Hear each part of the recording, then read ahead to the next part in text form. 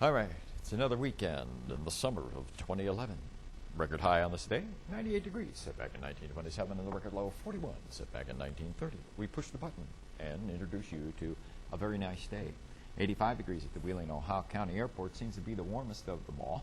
We have 81 at Steubenville, 82 in New Martinsville, 83 Cambridge, Morgantown, and 82 in Washington.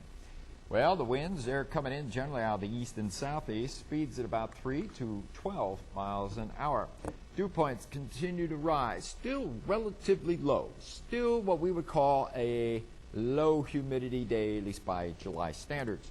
56-degree dew points, not bad. But as you head out to the west and south, 66-degree dew point. Now that is humid, 63 Parkersburg. So there's some pretty humid stuff. Now we've had a lot of clouds. We expected to see this, a hint of maybe a sprinkle or two, but hey, you know, we haven't seen too many clouds here in the Wheeling area. Further to the north, there have been more clouds, and it's a little bit cooler as we speak. Monster heat wave continues there in the central and southern Great Plains. Look at Dallas, 103. And we've cooled off a bit here in the Carolinas. Rain cooled 74 in Atlanta, 79 in Wilmington, 88 in Louisville. So you can see the warm stuff's beginning to swing back into our area. Well, in terms of watches and warnings and high dew points and super humid stuff, it's still out to the west, stretching from the U.S.-Canadian border.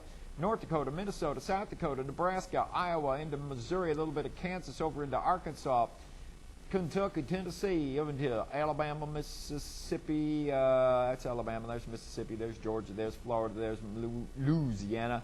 There's coastal areas of Texas. So pretty high humidity, and yes, it wants to move in our direction. No watches or warnings. Severe weather watch up there in the Minneapolis area. You can see a thunderstorm complex has erupted. You had one here yesterday which moved in. This one will send some clouds our way tonight, but probably no rain. We move on to Predictor. Predictor shows low pressure up over the northern part of Minnesota. That's where our thunderstorm complex is. There's a friendly high pressure system, which is now going to become our foe. As this air circulates around, now it's going to be kind of established in what we call the Bermuda High area, and we'll get that flow out of the south and southeast, eventually over the south and southwest. There we are late Saturday, not showing much in terms of rain. At this point, Saturday's looking pretty good. As we get into Sunday late in the afternoon, yes, a few pop-up brief showers possible, but still not too bad. Now, we're hinting at a weak front that could be coming through on Monday, triggering off a few showers and thunderstorms. And then we have kind of a confused system here. That high doesn't know what it's doing. But we have another fast-moving low.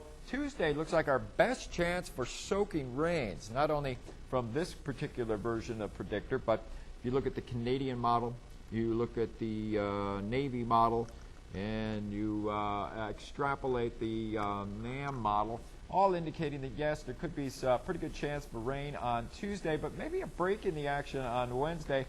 That front's really not going to cool us off much at all. In fact, there's a possibility that once we hit 90 for a high, we may stay up there for about a 3 or 4 day period and introduce you to the Italian festival with hazy sunshine, hot and humid conditions with the highs in the low 90s and the lows only down near 70 degrees.